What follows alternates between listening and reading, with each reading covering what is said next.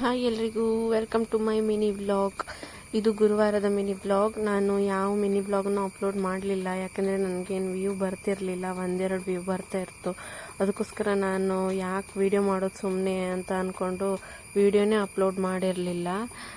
ನನ್ನ ಮಗ ಸ್ಕೂಲ್ಗೆಲ್ಲ ಹೋಗ್ತಿದ್ದಾನಲ್ಲ ದಿನ, ಅದನ್ನು ಏನು ಮಾಡಿ ಹಾಕೋದಂತ ಸುಮ್ಮನಾದೆ.